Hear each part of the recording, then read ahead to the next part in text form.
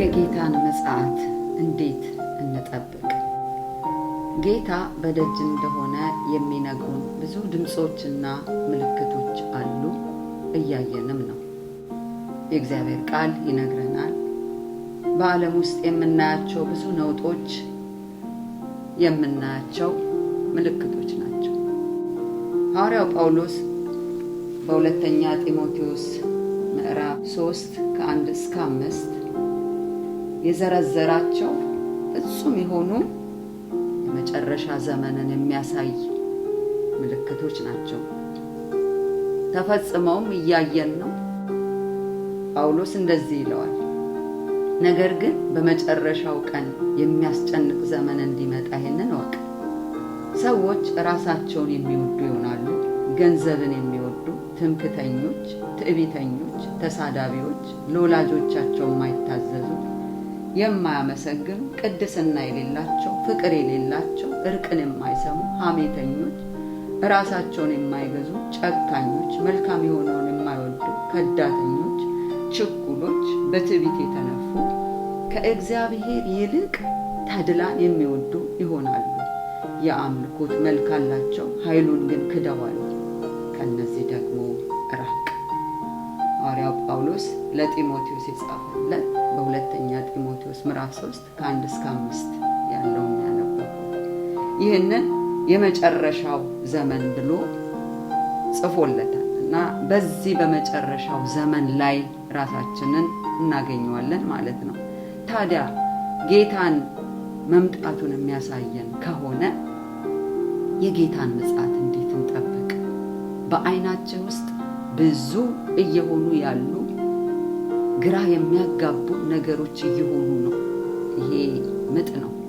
ታዲያ የጌታን ምጽአት እንዴት እንጠብቅ? እነዚህ ሁሉ ጌታ በደጅ እንደሆነ የሚያሳዩን ምልክቶች ናቸው። ታዲያ እንደ እግዚአብሔር ሰዎች እንዴት አድርገን ጌታን እንጠብቅ? መጽሐፍ ቅዱስ ስለዚህ ምን ይለናል? ጥቂት ሐሳቦችን እነግራችኋለሁ። ተከታተሉ። ጳውሎስ እንደዚህ ይለዋል፣ ነገር ግን በመጨረሻው ቀን የሚያስጨንቅ ዘመን እንዲመጣ ይህንን እወቅ።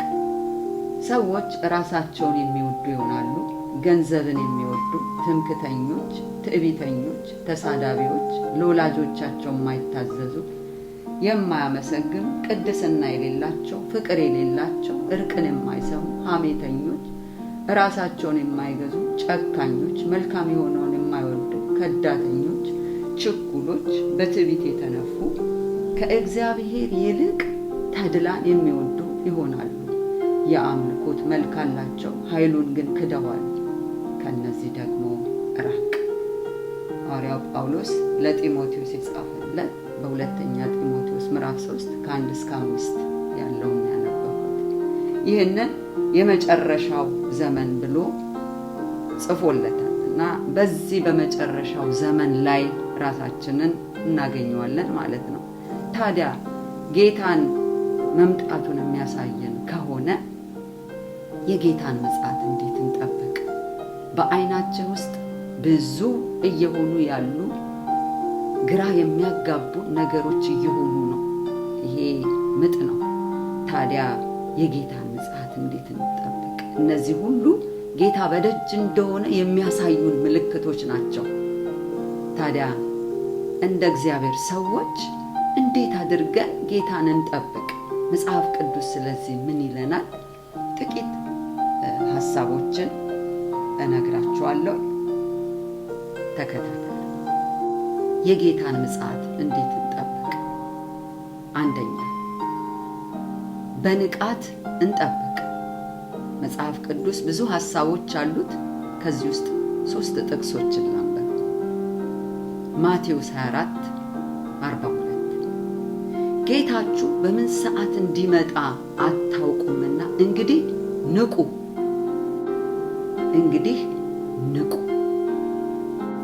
ማቴዎስ 25:13 ቀኒቱና ሰዓቲቱን አታውቁምና እንግዲህ ንቁ። አንደኛ ተሰሎንቄ ምዕራፍ 5:6 እንግዲህ እንንቃ፣ በመጠን እንኑር እንጂ እንደ ሌሎች አናንቀላፋ። ልድገመው። እንግዲህ እንንቃ፣ በመጠንም እንኑር እንጂ እንደ ሌሎች አናንቀላፋ። ሁለተኛ፣ በመዘጋጀት እንጠብቅ። በዚህ ውስጥም 3 የእግዚአብሔር ቃል ላሳያችሁ። ማቴዎስ 24:44 ስለዚህ እናንተ ደግሞ ተዘጋጅታችሁ ኑሩ፣ የሰው ልጅ በማታስቡበት ሰዓት ይመጣልና ተዘጋጅታችሁ ኑሩ። ሉቃስ ምዕራፍ 12:40 እናንተ ደግሞ ተዘጋጅታችሁ ኑሩ፣ የሰው ልጅ በማታስቡበት ሰዓት ይመጣልና። ዮሐንስ ራእይ ምዕራፍ 19:7-9 የበጉ ሰርግ ስለደረሰ ሚስቱም ራሷን ስላዘጋጀች ደስ ይበለን፣ ሐሴትም እናድርግ፣ ክብርንም ለእርሱ እናቅርብ። ሚስቱ ራሷን ስላዘጋጀች ደስ ይበለን፣ ሐሴትም እናድርግ፣ ክብርንም ለእርሱ እናቅርብ። ይህ እንግዲህ በሰማይ ላይ የሚደረግ ምስጋናና ደስታ ነው የሚታየው። የጌታ የኢየሱስ ክርስቶስ አካል ወይም ደግሞ ሚስቱ ብሎ ራሱን የሚጠቅሰው ራሷን ስታዘጋጅ ከሌላ ስፍራ የሚሆን ደስታ አለ። ደስ ይበለን፣ ሐሴት እናድርግ፣ ክብርን ለእርሱ እናቅርብ። ቤተ ክርስቲያን ራሷን በማዘጋጀቷ ለእግዚአብሔር የሚቀርብ ታላቅ ምስጋና አለ። ስለዚህ ሚስቱ ራሷን ስላዘጋጀች ደስ ይበለን፣ ሐሴት እናድርግ፣ ክብርንም ለእርሱ እናቅርብ። ሶስተኛ፣ በመጠን በመኖር እንጠብቅ። አንደኛ ተሰሎንቄ ምዕራፍ 5:6 እንግዲህ እንንቃ፣ በመጠን እንኑር እንጂ እንደ ሌሎች አናንቀላፋ። እንንቃ፣ በመጠንም እንኑር እንጂ እንደ ሌሎች አናንቀላፋ። በመጠን ያለ መኖር እንቅልፍ ውስጥ ስለሚከት ማለት ነው። ድካም ውስጥ ስለሚከት፣ መዛል ውስጥ ስለሚከት ማለት ነው። ስለዚህ ሐዋርያው ጳውሎስ ምን ይለናል? እንግዲህ እንንቃ፣ በመጠን እንደ ክርስቲያን በመጠን እንኑር። ዕብራውያን ምዕራፍ 5 አካሄዳችሁ ገንዘብን ያለ መውደድ ይሁን፣ ያላችሁም ይብቃችሁ፣ እርሱ ራሱ አልለቅህም ከቶም አልተውህም ብሏልና። አካሄዳችሁ ገንዘብን ያለ መውደድ ይሁን፣ ያላችሁ ይብቃችሁ። ለምን? ራሱ አልለቅህም ከቶም አልተውህም ብሏልና ይላል። ገንዘብን መውደድ የክፋት ሁሉ ስር ስለሆነ ገንዘብን በመውደድ የምናጠፋው ሩጫ ድካም ውስጥ ስለሚከተል፣ መጸለይ ስለማንችል፣ ከእግዚአብሔር ጋር ኅብረትን ማድረግን ስለማንችል፣ አቅም ስለምናጣ የዕብራውያን ጸሐፊ አካሄዳችሁ ገንዘብን ያለ መውደድ ይሁን ይላል። በዚህ ውስጥ የጌታን ምጽአት እንድንጠብቅ ከሚረዳን አንዱ በመጠን መኖር ነው። አራተኛ፣ በታማኝነት እንጠብቅ። ማቴዎስ 25:21 ጌታውም መልካም አንተ በጎ ታማኝ ባሪያ፣ በጥቂት ታምነሃል፣ በብዙ ሾመሃለሁ፣ ወደ ጌታ ደስታ ግባ አለው። ሉቃስ ምዕራፍ 12:42-43 ጌታም አለ፣ እንኪያስ ምግባቸውን በጊዜው ይሰጣቸው ዘንድ ጌታው በቤተሰቦቹ ላይ የሚሾመው ታማኝና ልባም መጋቢ ማን ነው? ጌታ መጥቶ እንዲህ ሲያደርግ የሚያገኘው ያ ባሪያ ብፁዕ ነው። ጌታ በሰጠን ነገር ላይ መታመን፣ ይሄ ጌታ ኢየሱስ ክርስቶስን ምጽአቱን በእውነት እንደምንጠብቀው የሚያሳይ ነው። መታመን ዮሐንስ ራእይ ምዕራፍ 3:10-11 የትዕግስቴን ቃል ስለጠበቀ እኔ ደግሞ በምድር የሚኖሩትን ይፈትናቸው ዘንድ በዓለም ሁሉ ላይ ሊመጣ ካለው ፈተና ሰዓት እጠብቃለሁ። እነሆ ቶሎ ቶሎ ብዬ እመጣለሁ፣ ማንም አክሊልህን እንዳይወስድብህ ያለህን ጸንተህ ያዝ። እዚህ ላይ ያለህን ጸንተህ ያዝ ሲል ምንድን ነው ያለን? ፕሮቴክት የምናደርገው ምንድን ነው? ጌታ የሰጠን የምንጋደልበት ፍሬያማ እንድንሆን ጌታ በውስጣችን ያስቀመጠው ነገር ምንድን ነው? ያለህን ጸንተህ አጽንተህ ያዝ ይላል። አምስተኛ በመታገስ እንጠብቅ። ያዕቆብ ምዕራፍ 5 ከቁጥር 7 እስከ 11 እንግዲህ ወንድሞች ሆይ ጌታ እስኪመጣ ድረስ ታገሱ። እነሆ ገበሬው የፊተኛውንና የኋለኛውን ዝናብ እስኪቀበል ድረስ እርሱን እየታገሰ የከበረውን የመሬት ፍሬ ይጠብቃል። እናንተ ደግሞ ታገሱ፣ ልባችሁንም አጽኑ፣ የጌታ መምጣት ቀርቧልና። ወንድሞች ሆይ የመከራና የትዕግስት ምሳሌ የሆኑትን በጌታ ስም የተናገሩትን ነቢያት ተመልከቱ። እነሆ በትዕግስት የጸኑትን ብፁዓን እንላቸዋለን። ኢዮብ እንደታገሰ ሰምታችኋል፣ ጌታም እንደፈጸመለት አይታችኋል። ጌታ እጅግ የሚምር የሚራራ ነውና እየታገስን እንጠብቅ በሚለው ውስጥ 3 ሰዎችን ምሳሌ አቅርቦልናል። በዚህ ክፍል ውስጥ አንደኛውን ገበሬውን ገበሬ እንዴት እንደሚታገስ ፍሬውን እየታገሰ እንደሚጠብቅ በዚህ ስፍራ ምሳሌ ሰጥተውናል። ትዕግስት እንዴት ነው ኢየሱስን መጠበቅ ያለብን? በመታገስ። ሁለተኛ ነቢያቶችን ምሳሌ ሰጥቷል። ነቢያቶች ተናግረው እንዴት እየታገሱ ቃሉን እንደሚጠብቁ የጌታን መምጣት እንዴት እንደሚጠብቁ በዚህ ስፍራ ነግሮናል። ትዕግስትን በመግለጽ ማለት ነው። ሶስተኛ ኢዮብን በዚህ ስፍራ አንስቶታል። ኢዮብ እንዴት እንደታገሰ ሰምታችኋል፣ ጌታም ደግሞ እንደፈጸመለት አይታችኋል። ትዕግስቱ እንዴት እንደሰራ፣ ትዕግስቱ እንዴት ክብር ላይ እንዳመጣው አይታችኋል። ጌታ እጅግ የሚምር የሚራራ ነውና። እንግዲህ በዚህ ቦታ ላይ ገበሬ ነቢያትንና ኢዮብን አንስቶ ስለ ትዕግስት ምሳሌ ነግሮናል። በመታገስ እንጠብቅ። 6ኛ በመጽናት እንጠብቅ። ዕብራውያን ምዕራፍ 10 ከቁጥር 36 እስከ 37 የእግዚአብሔርን ፍቃድ አድርጋችሁ የተሰጣችሁን የተስፋ ቃል እንድታገኙ መጽናት ያስፈልጋችኋልና ገና በጣም ጥቂት ጊዜ ነው፣ ሊመጣ ያለው ይመጣል፣ አይዘገይም። ይህ ስፍራ መጽናት፣ ስፍራን አለመልቀቅ የሚያሳይ ስፍራ ነው። ጽኑ፣ በመጽናት እንጠብቅ። ለምን? የማያጸና የሚያንገዳግድ እምነታችንን የሚፈትን ብዙ ነገር ስላለ የእግዚአብሔር ቃል የሚለን ምንድን ነው? በመጽናት በመቆም እንጠብቅ ብሎ ይለናል። 7ኛ በክርስቶስ ውስጥ በመኖር እንጠብቅ። አንደኛ ዮሐንስ ምዕራፍ 2 ቁጥር 28 አሁንም ልጆች ሆይ በሚገለጥበት ጊዜ እምነት እንዲሆንልን በመምጣቱ በእርሱ ፊት እንዳናፍር በእርሱ ኑሩ። ይሄ ለጌታ እንዴት እንጠብቅ ለሚለው ሐሳብ እጅግ መሰረታዊ ነው። በጌታ ውስጥ መኖር። በጌታ ውስጥ ስንኖር በናፍቆት ነው ጌታን የምንጠብቀው፣ በጽናት ነው ጌታን የምንጠብቀው፣ በፍቅር ነው ጌታን የምንጠብቀው። ማራናታ የሚል ድምፅ ከውስጣችን ይወጣል ማለት ነው።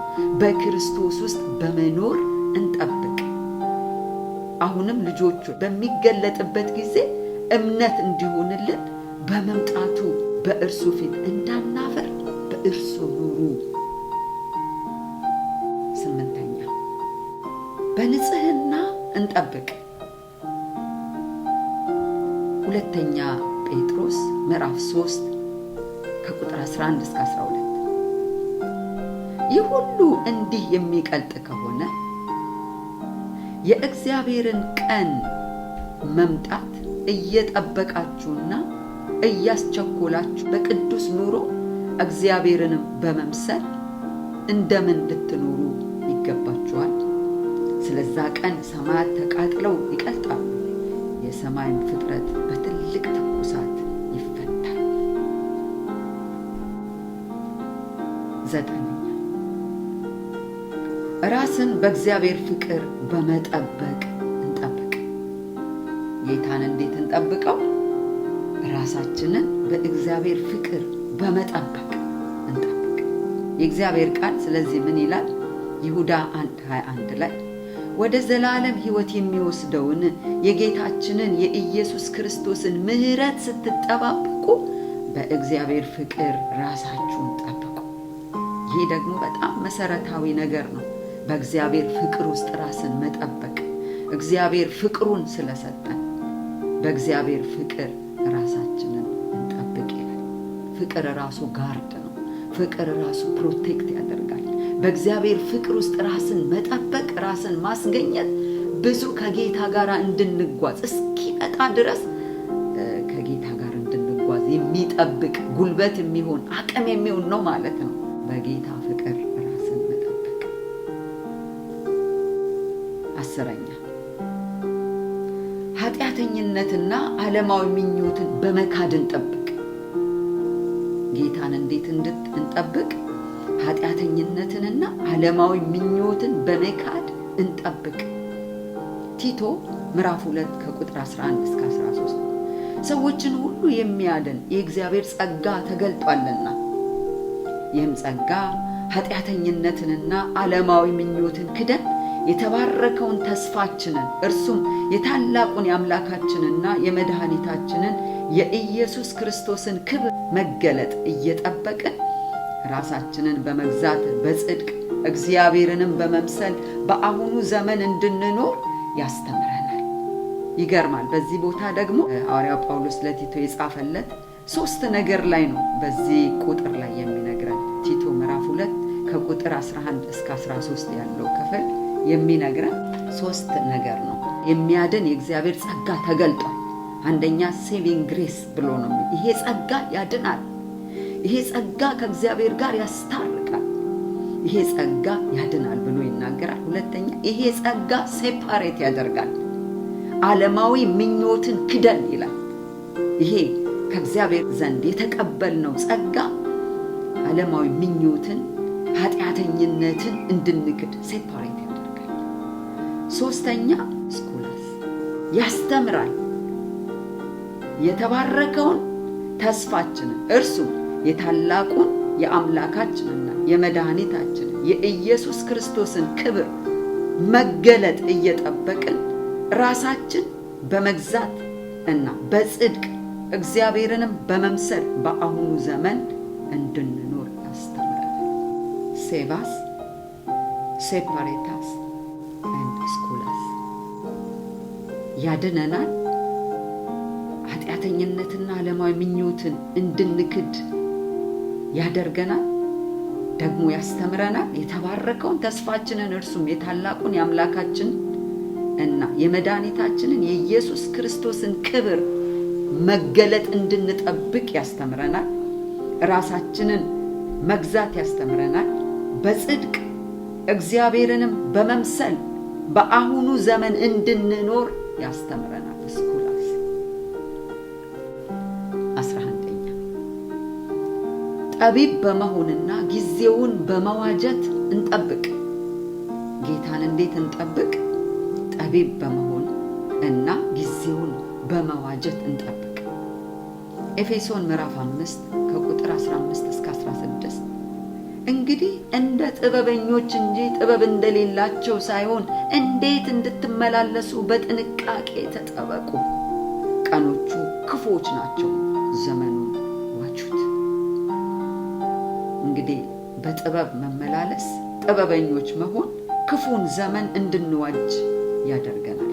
ክፉዎቹን ቀኖች እንድንዋጅ ያደርገናል ማለት ነው። 12ኛ በጸሎት በመትጋት እንጠብቅ። እንዴት ጌታ ኢየሱስን እንጠብቅ?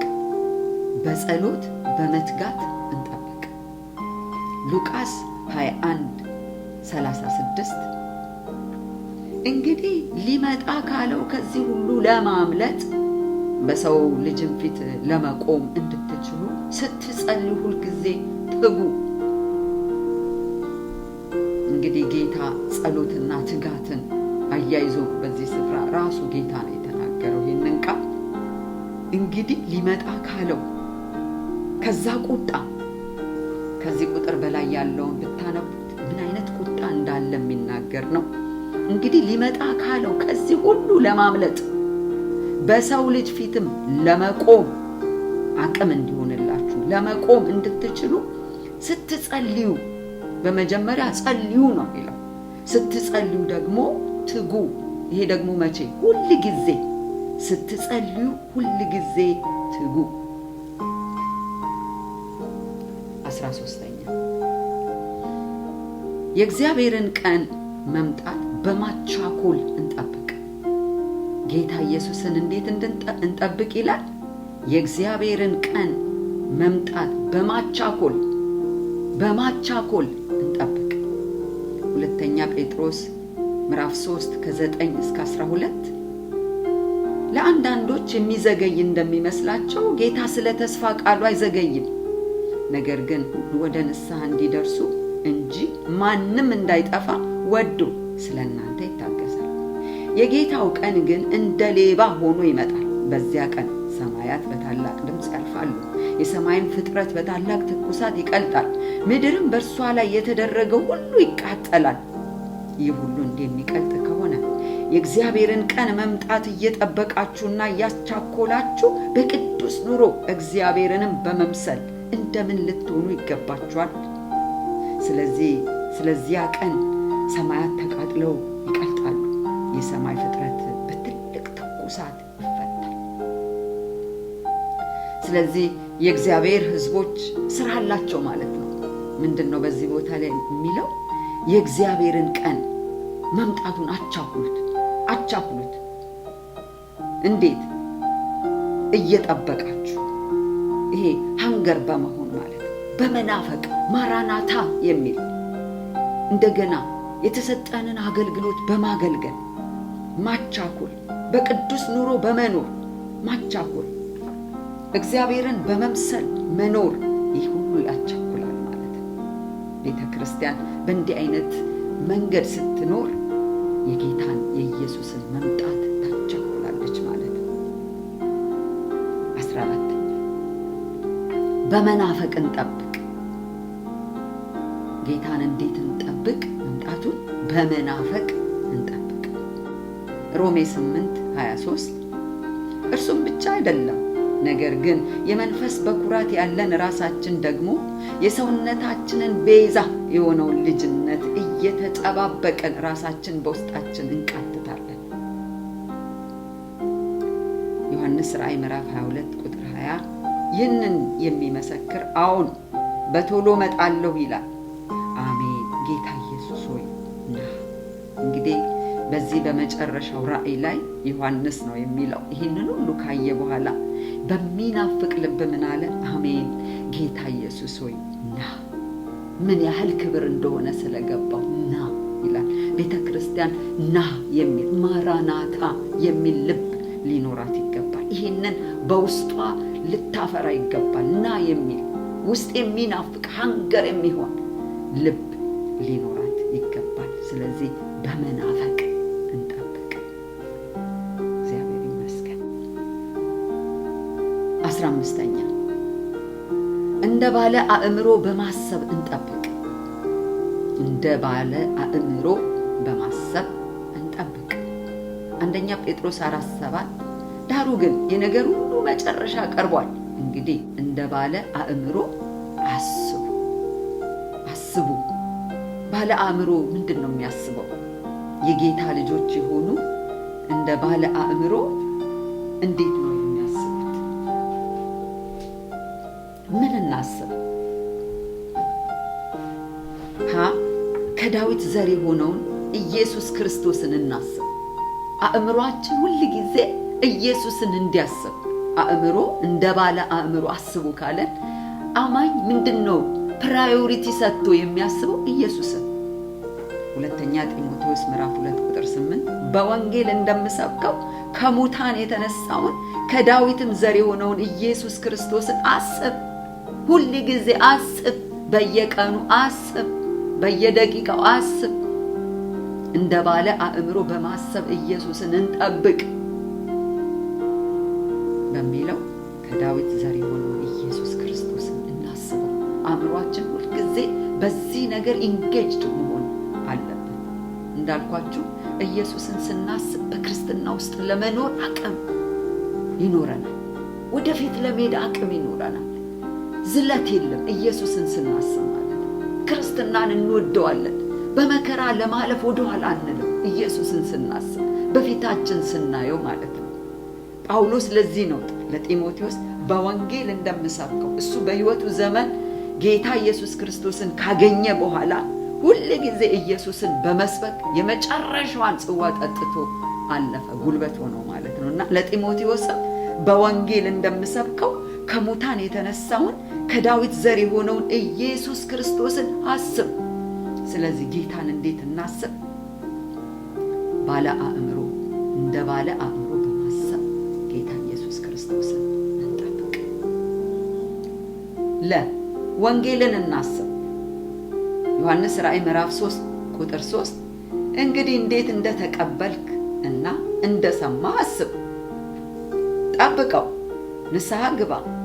እንግዲህ ባትነቃ እንደ ሌባ እመጣብሃለሁ፣ በማናቸውም ሰዓት እንድመጣ ከቶ አታውቅም። እንግዲህ ይሄ የዮሐንስ ራእይ ምዕራፍ 3 ላይ ጌታ ኢየሱስ ክርስቶስ ለሰርዴስ ቤተክርስቲያን ነው ይህንን ዋርኒንግ የሚሰጣት። እንግዲህ እንዴት እንደተቀበልክ ወንጌሉን፣ እንዴት እንደሰማህ ወንጌሉን አስብ፣ ጠብቀው። የሰማኸውን ወንጌል ጠብቀው፣ በደከምክበት ንስሐ ግባ። ግንስ ባትነቃ እንደ ሌባ እመጣብሃለሁ፣ በማናቸው ሰዓት እንድመጣብህ ከቶ አታውቅም። ስለዚህ ወንጌልን አስብ፣ ወንጌልን አስብ። የተቀበልከውን ወንጌል አስብ፣ የሰማኸውን ወንጌል አስብ፣ ስለ ክርስቶስ የተነገረውን ይህንን ወንጌል አስብ። ወገኖች እንደ ባለ አእምሮ ማሰብ ማለት እያሰብን እንጠብቅ ማለት ወንጌልን ማሰብ ማለት ነው። ሐመሮሃ በላይ ያለውን እናስብ፣ በላይ ያለውን እናስብ። እንደ ባለ አእምሮ ምን እናስብ? በላይ ያለውን እናስብ። ባለ አእምሮ የሚባል እንደ ወንጌል አጠራር በላይ ያለውን የሚያስብ ማለት ነው። ቆላስይስ ምዕራፍ 3:2 ላይ በላይ ያለውን አስብ እንጂ በምድር ያለውን አይደለም። ሲቀጥል ሞታችኋልና ይላል። ሞታችኋልና ሕይወታችሁ በላይ በክርስቶስ ኢየሱስ ውስጥ ሆኖ ተሰውሯል።